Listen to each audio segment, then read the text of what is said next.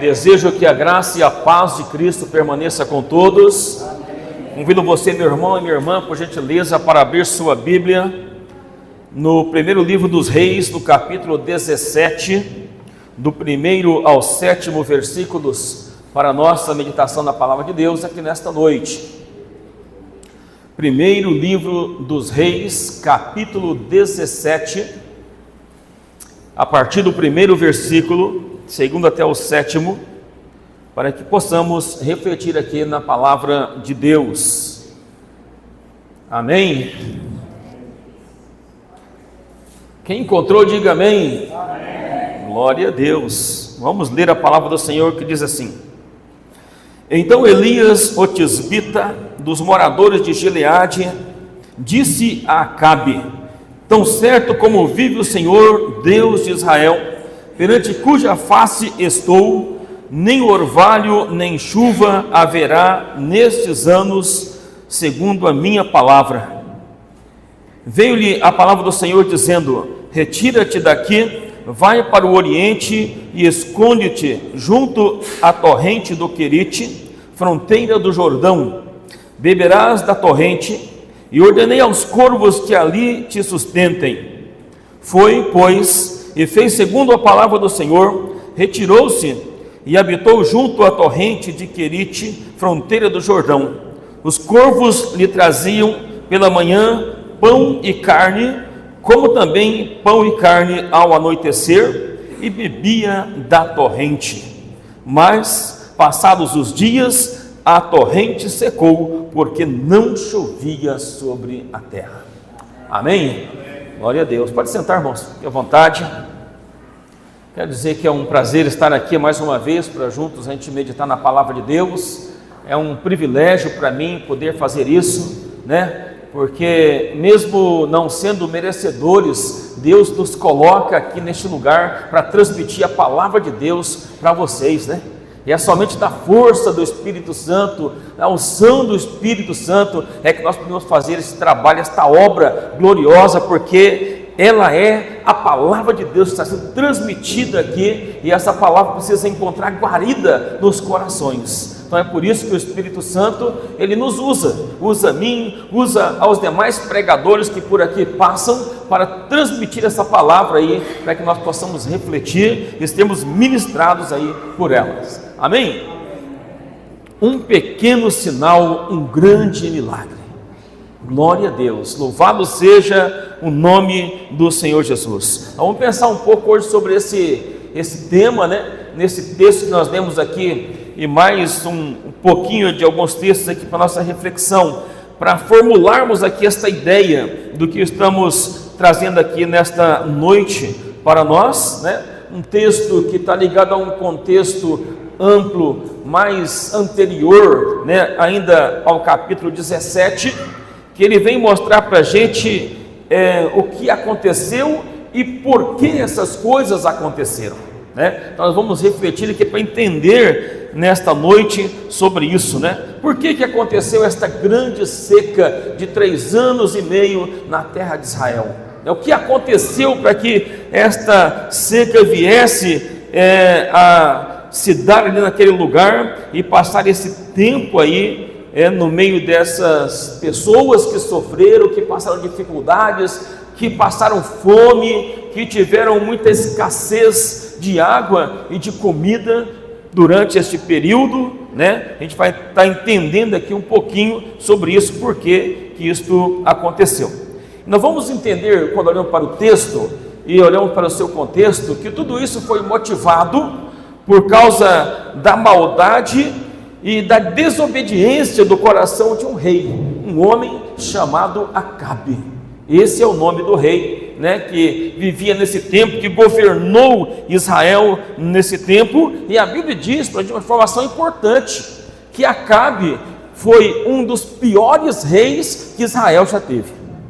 Você já viu falar assim que nesse período aqui que os reis governavam, quando um rei era bom, o povo prosperava, o povo era feliz, a igreja, né, o povo de Deus crescia, dava tudo certo. Mas quando o rei era mau, então o povo ia mal também, acontecia coisas ruins e terríveis no meio do povo, e a Bíblia diz que este rei aqui, ele foi o pior de todos os reis que Israel já teve. Olha, um homem que edificou altares a deuses estranhos, praticou idolatria, fez coisas más aos olhos de Deus, provocou a ira de Deus em muitos momentos, e o texto fala assim, ó, e ainda foi e se casou com uma mulher chamada Jezebel.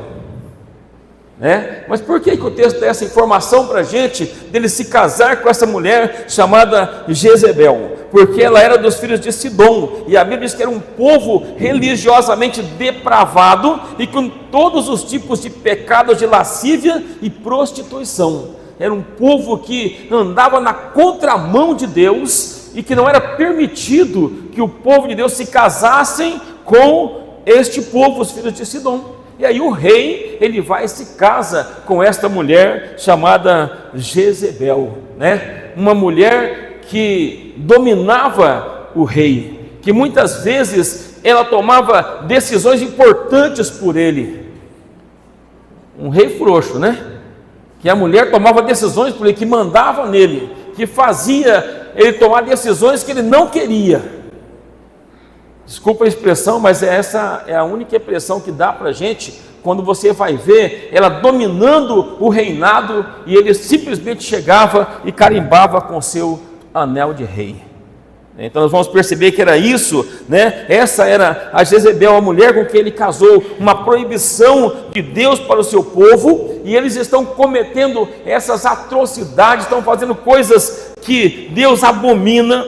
E aí a Bíblia vai mostrar para nós que é nesse contexto que aparece Elias, o profeta de Deus.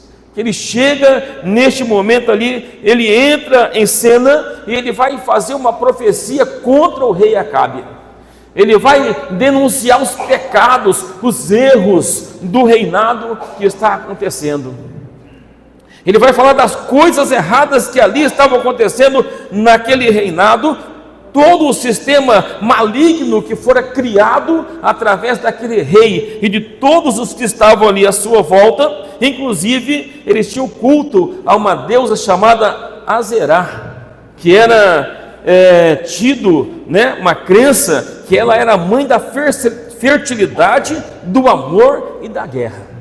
Então eles acreditavam que a terra era fértil por causa desta deusa. Eles acreditavam que as pessoas tinham fertilidade por causa da deusa, porque era a deusa do amor. Eles acreditavam que venciam as guerras por causa do poder de Azerá. Eles tinham essa crença ali nos seus corações, que isso acontecia por causa dela. Então Elias, ele chega ali, Deus o envia naquele momento, e ele prevê uma grande seca na terra de Israel.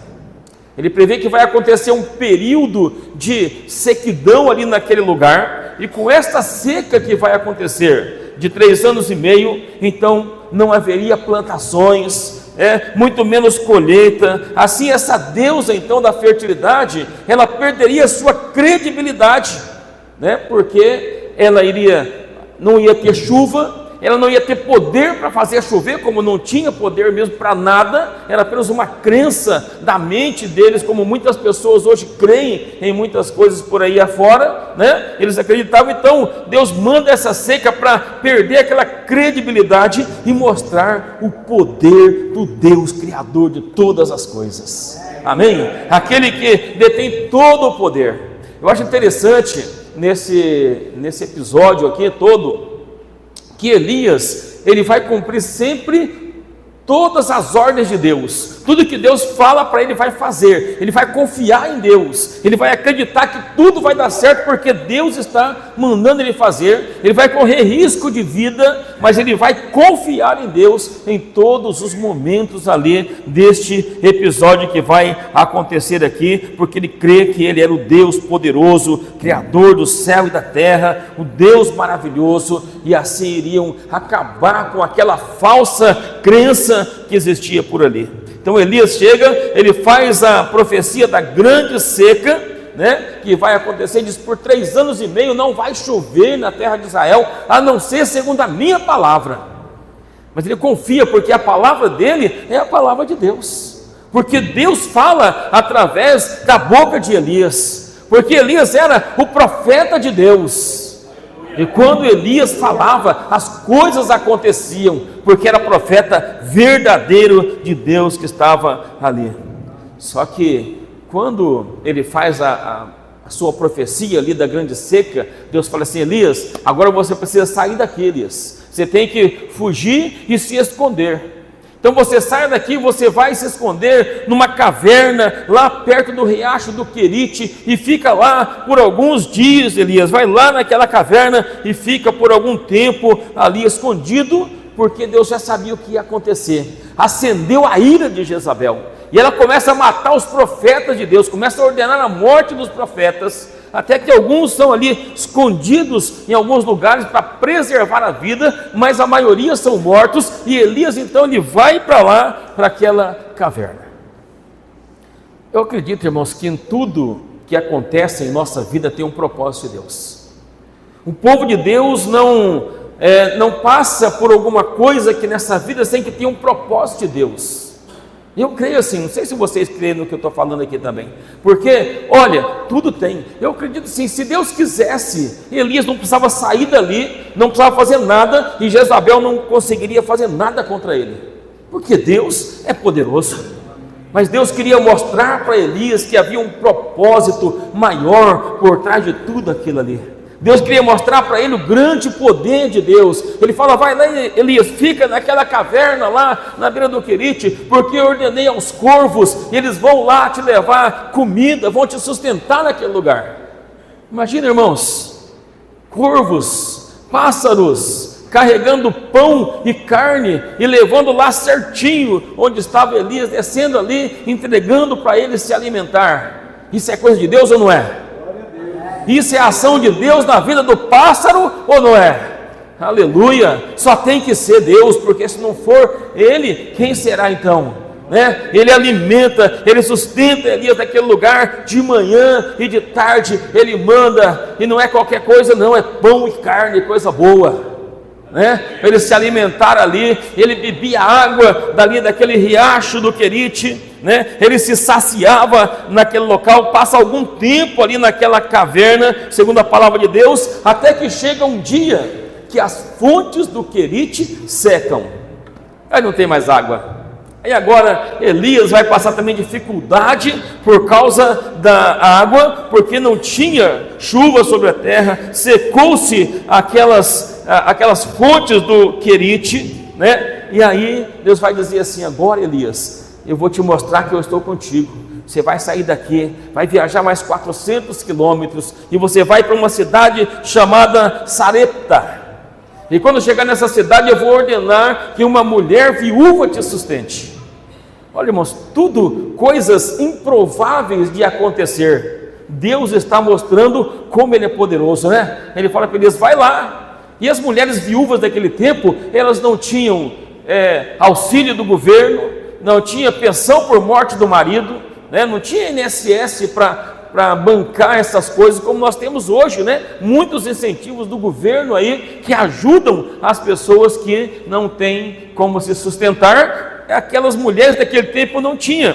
E Elias então ele vai para esse local, para Sarepta, e quando ele chega lá entrando na cidade, encontra uma mulher viúva lá apanhando uma lenhazinha para levar para casa para fazer uma comida. Ele fala assim: ei, senhora, me arruma aí um pouco de água.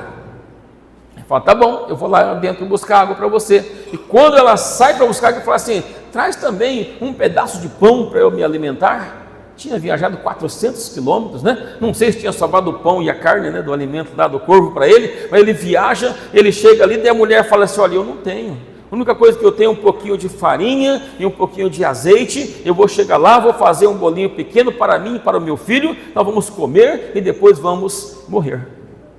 E aí Elias fala assim: não, senhora, a senhora vai lá e pega o seu trigo que você tem, o seu azeite e a sua farinha, e faz um bolo pequeno, traz aqui para mim, e depois você vai fazer para você e para o seu filho. Mas parece que a farinha só dá para fazer um bolo pequeno, né? Ele fala assim: depois você vai fazer. Isso me diz que Deus já está mostrando para ele que ia ter sustento para aquela mulher. E ela vai lá na confiança da palavra do homem de Deus, e ela faz aquele bolo, traz para ele, ele come, e quando ela volta para sua casa, diz a Bíblia que não falta farinha na panela e não falta azeite na botija, e eles se alimentam por muito tempo, até que a chuva volte a regar aqueles lugares. Aleluia, glória a Deus. Eu estou vendo aqui, irmãos, Deus trabalhando de formas improváveis. Esse é o nosso Deus. Ele trabalha de maneira que a gente às vezes não imagina, pensa que não é possível, mas Deus está sempre fazendo, está sempre surpreendendo a gente de alguma forma. Amém? Deus tem te surpreendido neste tempo. Deus tem feito coisas na sua vida que você pensava que nunca ia conseguir, e Deus tem te alcançado essa vitória. Aleluia, glória a Deus, irmãos. Deus trabalha de forma improvável, mas Ele faz tudo isso para que o nome dEle seja glorificado na nossa vida. Amém? E aí vai ter mais milagres aí depois, que se for falar aqui vai longe, né? Filho da viúva morre, Elias vai lá e pelo poder de Deus ressuscita o rapaz ali, faz coisas extraordinárias em Sarepta, até que se passam os 3 anos e meio.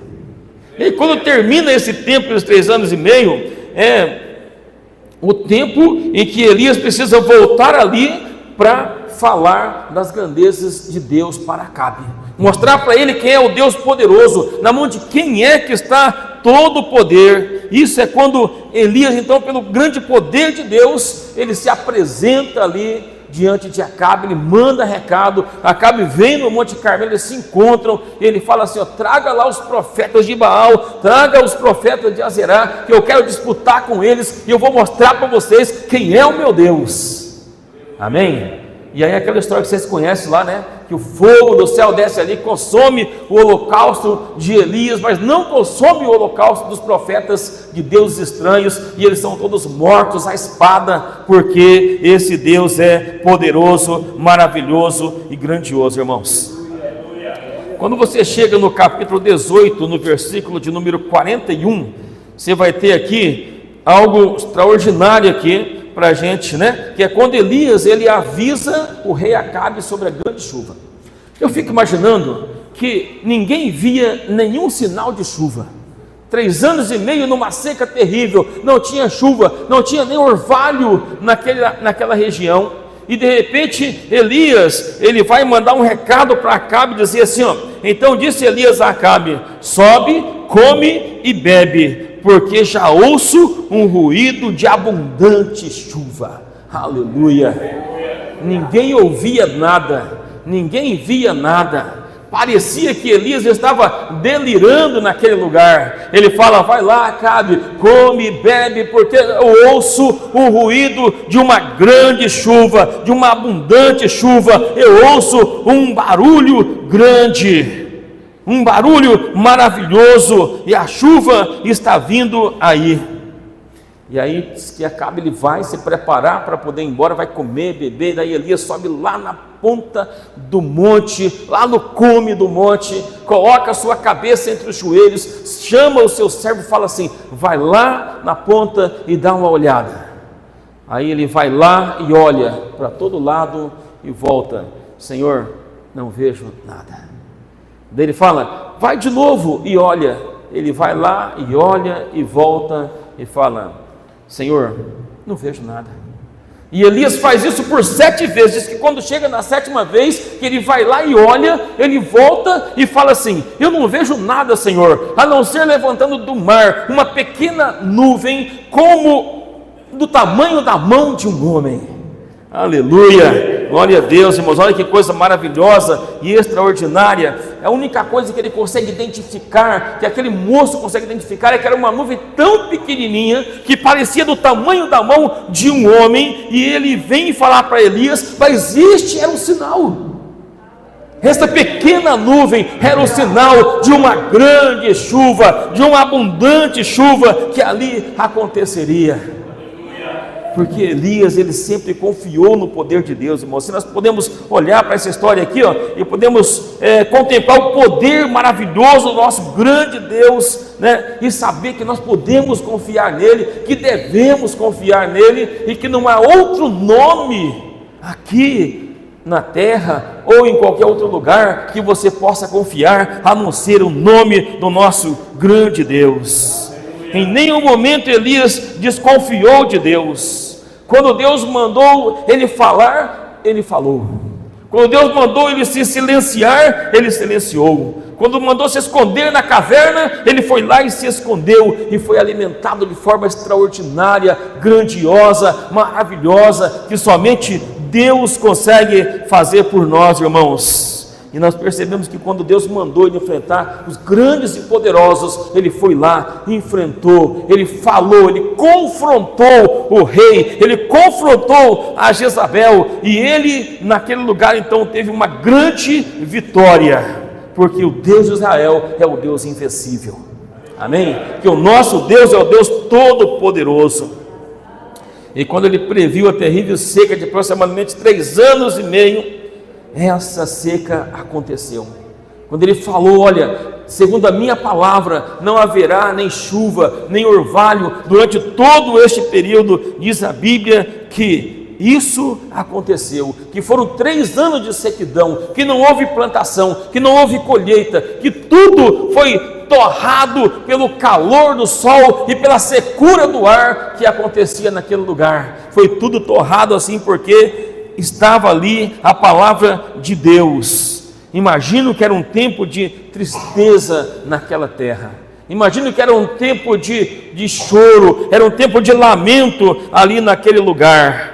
Mas quando Deus manda ele lá falar de novo que ia ter chuva, quando Deus manda ele profetizar para Acabe que a chuva voltaria, quando Deus fala para ele, Elias, agora é a hora de você voltar lá e contar para Acabe o que vai acontecer, ainda que o sinal fosse pequeno, insignificante para algumas pessoas, para ele era a resposta de Deus. Aleluia, para ele era o poder de Deus sendo revelado ali naquele lugar, irmãos, porque ele, o homem de Deus, ele não tinha dúvida de que aquele sinal era o sinal de uma abundante chuva que viria ali naquele lugar. E nós vamos ver então que em pouco tempo, lá no versículo 45 vai dizer que em pouco tempo, depois daquela visão ali da nuvenzinha pequenininha, os céus se enegreceram e houve vento, e imagino que relâmpagos e trovões também houveram naquele momento, e diz que uma grande chuva veio àquele lugar, e Acabe então entrou na sua carruagem e partiu para a sua casa. E diz o texto ainda que Elias, usado pelo Espírito Santo, começou a correr, e correu mais do que a carruagem do rei, e chegou junto com ele nos portões da entrada do seu palácio, para mostrar como este Deus é grande, extraordinário, maravilhoso, que não nega bens aos seus servos e que cumpre a sua palavra em tudo que ele fala. Se Deus falar, irmãos, ele cumpre.